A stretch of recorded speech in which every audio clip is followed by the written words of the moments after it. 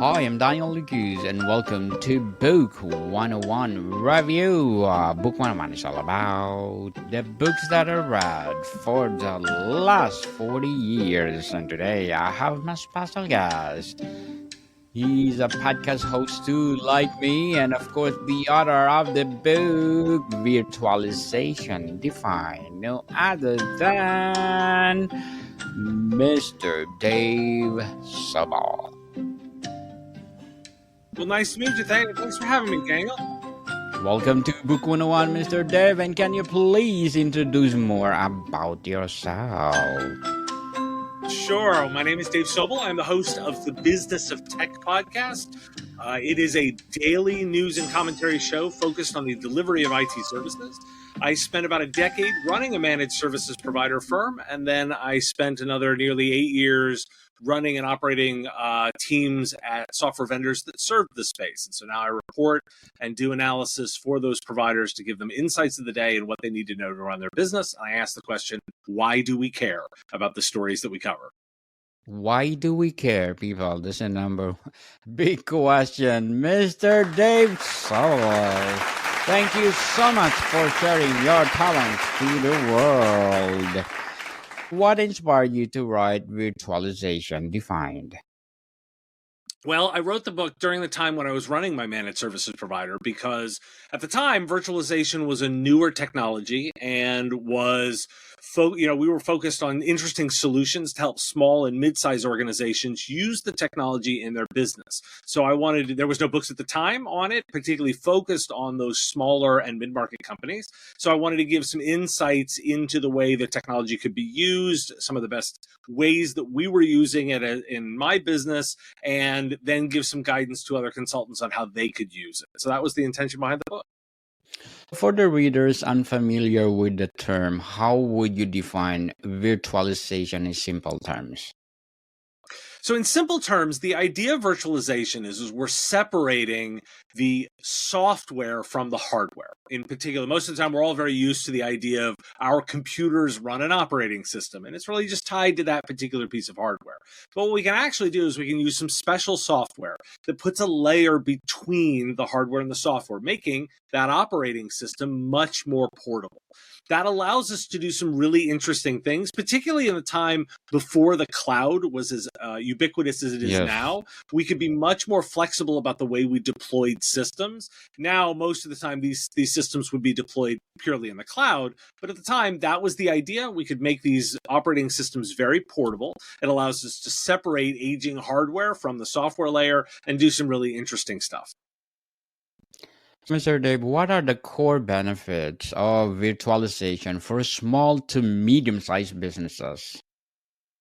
Well, so at the time, the idea was that you could separate out the operating systems and the applications that were living within them from the hardware below. And so that made it so that, say, for example, you were running your business, and at the time, in sort of the early aughts, we were oftentimes having servers in our offices, and then we could make it so that we could move the software from one piece of hardware to another without having to reconfigure everything. It was a much easier way to do that. Of course, now you and I are talking in 2025, most small to mid-sized businesses would be deploying these systems in the cloud. And virtualization was also a really good bridge to move those on-premise servers into the cloud, because we could separate out from the hardware and then we could move it straight into the cloud.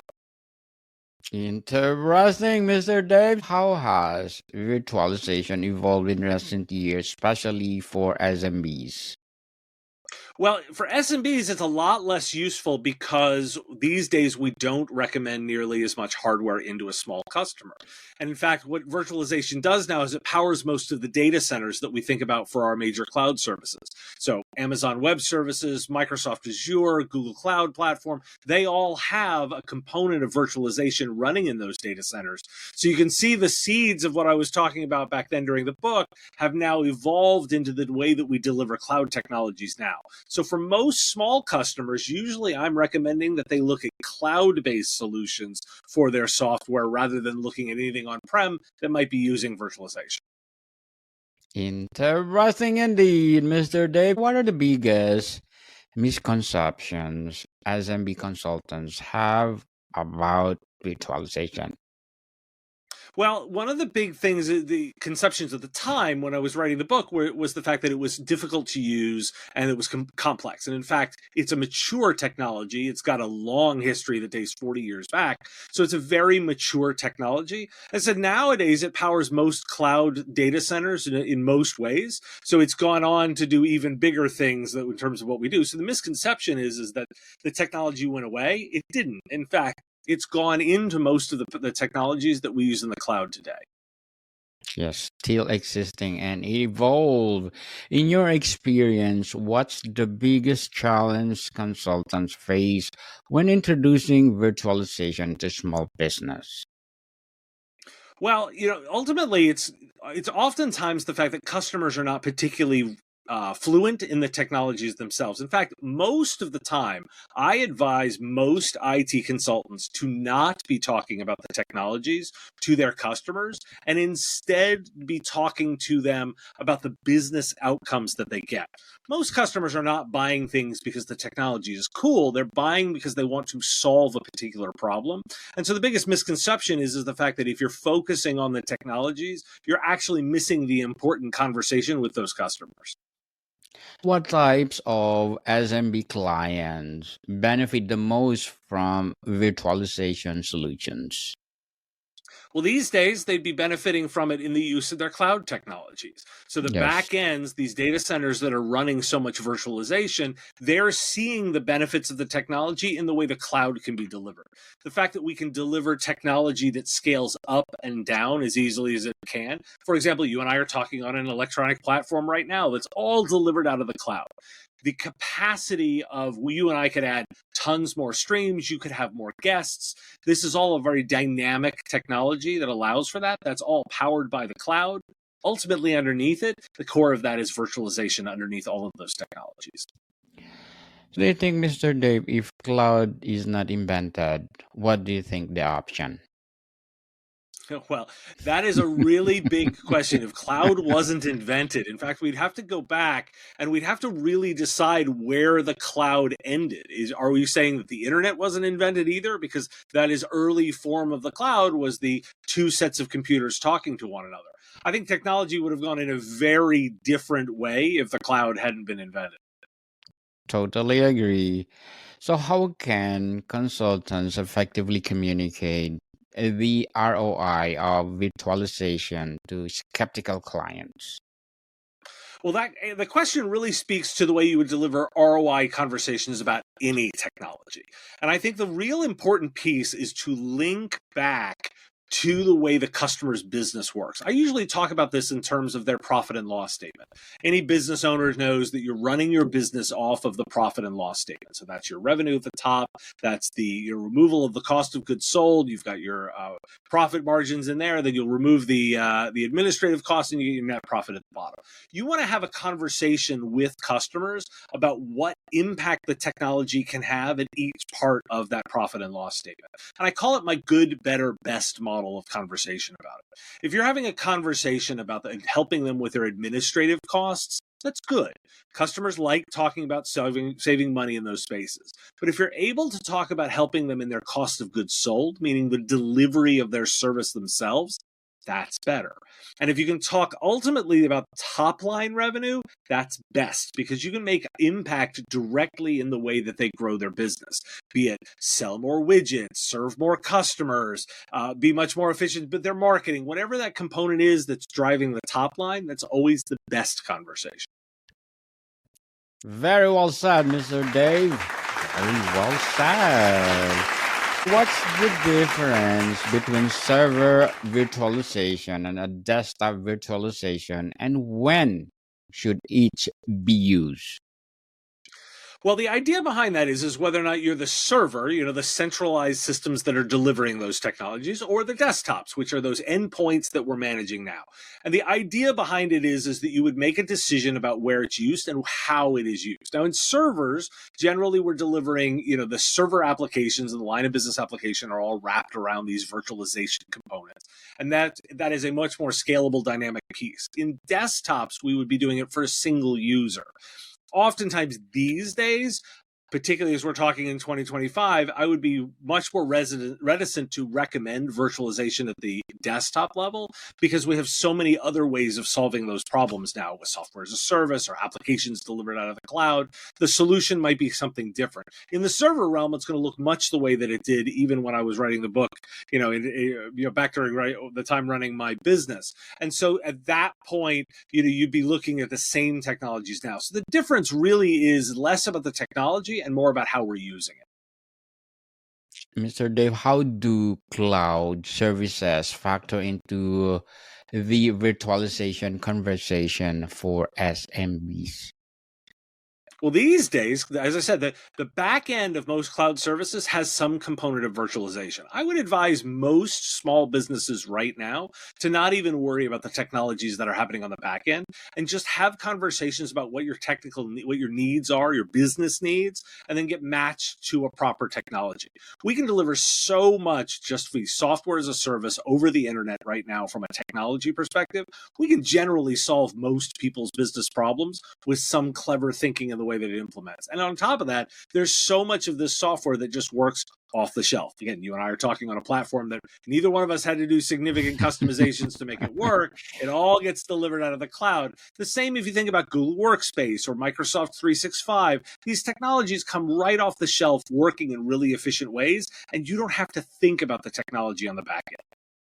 Certainly. So, what are the key technologies or platform that every SMB consultant should understand when it comes to virtualization? Well, I think these days you'd be wanting to talk on a couple of different, for most SMB consultants right now, I want them to be focused on a couple of key technologies. The first I want them to focus on is the productivity layer.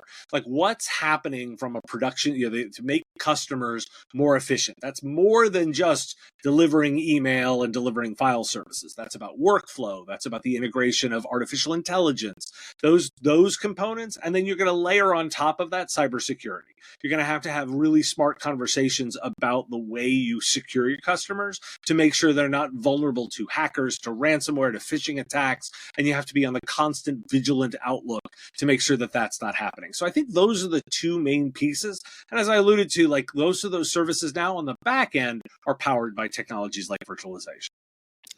Mr. Dave, can you share a real world example or case study where virtualization made a major impact on an SMB? Yeah, so in particular, the one that I always think of was a customer of mine that's a medical facility.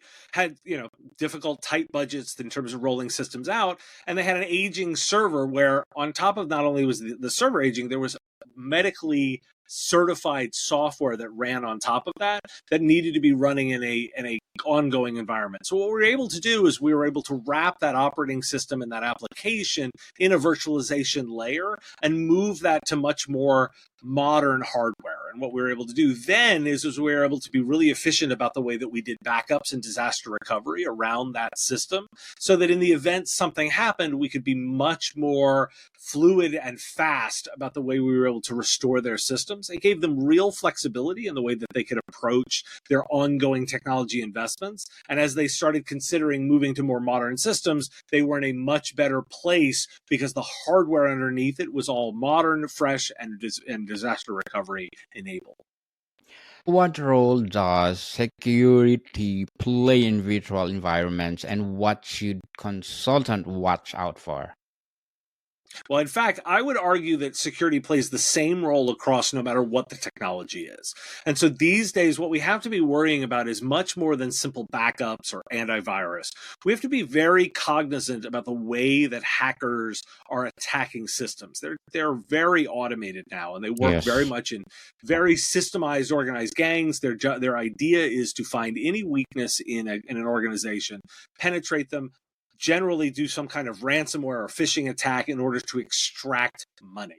These are criminals looking for money. And so what we have to do is we have to build businesses that are able to be resistant against those kinds of attacks. So you've got to be both on the defense to make sure that you're all well prepared for the attack itself, but also ready for when the inevitable happens and you will fall to the hackers, because most people will be hacked over the course of their business operation. So you need to be in a position to be able to do a restoration, put systems back, have things prepared, have an incident response plan, all of the components of running the operation you need to be ready for. So from my perspective, cybersecurity is going to be the same regardless of the technology that we put into place. We're just going to be very heavily focused on the people and process component of that, and then layer on the right technologies to fit those needs.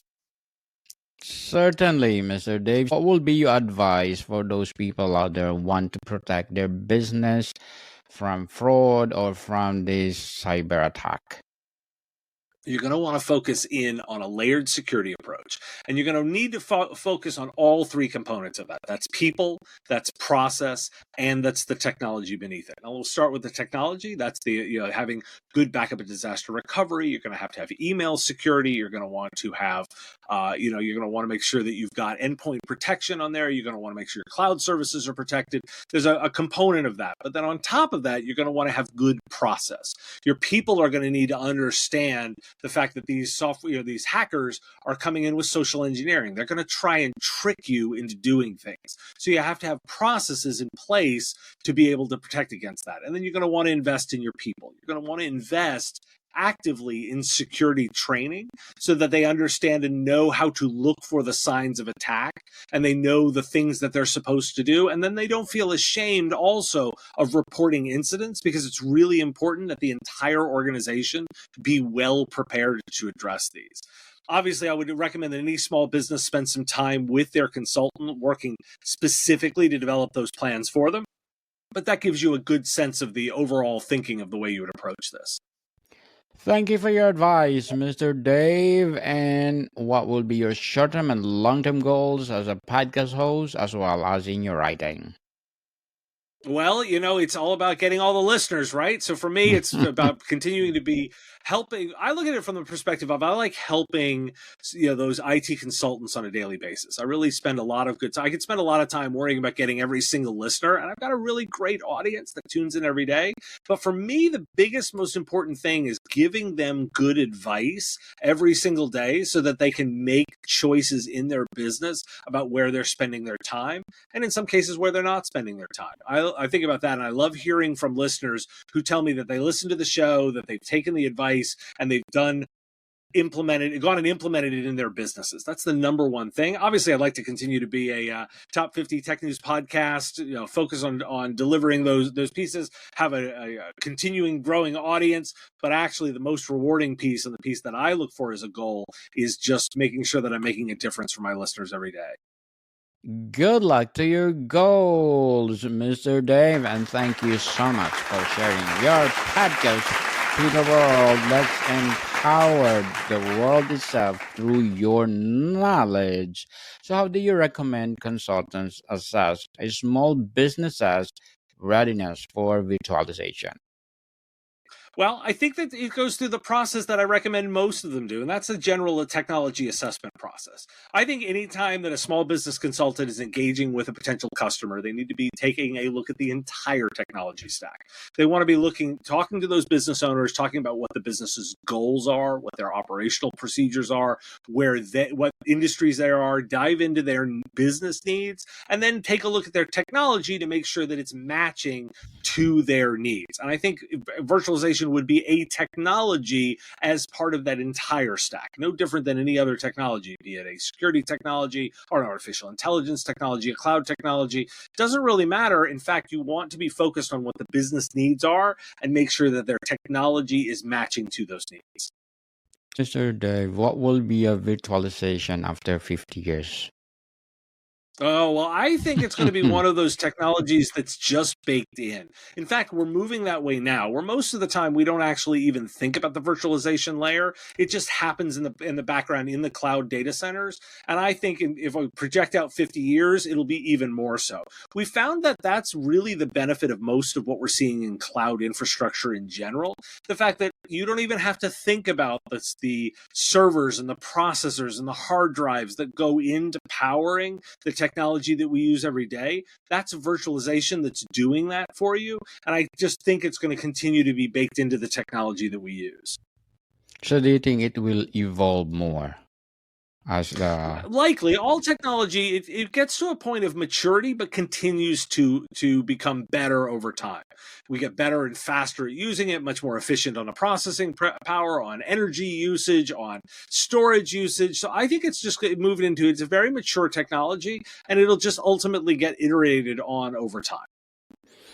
Mr. Dave, before we wrap up our discussion for today, I'm inviting you to please do listen to my other podcast, Law 101, in its first season, first season with Mr. Andy Samachuk. Please do listen to our latest episode. We are talking about Mr. Donald Trump global visa. So please do listen, Law 101, wherever you listen your podcast. So, Mr. Dave, if you could give one piece of lasting advice to SMB consultants entering the virtualization space, what would it be? Well, specifically on virtualization, I'd say spend your time on something else these days. I would actually implore them to go look at cloud technologies, cybersecurity, and artificial intelligence. If you're considering technologies, those are the ones that I think have the most opportunity for SMB consultants right now. Particularly when we talk about technologies like virtualization that are very mature, there's not nearly as much opportunity now as there are in technologies that are less mature and ones that customers are asking for very actively now. Mr. Dave Sobel, thank you so much for sharing your podcast, your book to the world. So can you please invite our listeners to support your podcast as well as your book? Well, I'd appreciate that. To join and take a listen to my podcast. It's called The Business of Tech. It's delivered every single business day. All the links to find me on every single platform, that's all the podcasters as well as on YouTube, are on my website at businessof.tech. Again, that is the website, businessof.tech. Yes, people, let's support Mr. Dave Sobel because if you support him, more and more and more empowering episodes to come. So, Mr. Dave, thank you so much for your time. Well, Daniel, thank you so much for having me. This has been a delight. More to come, people. See you soon.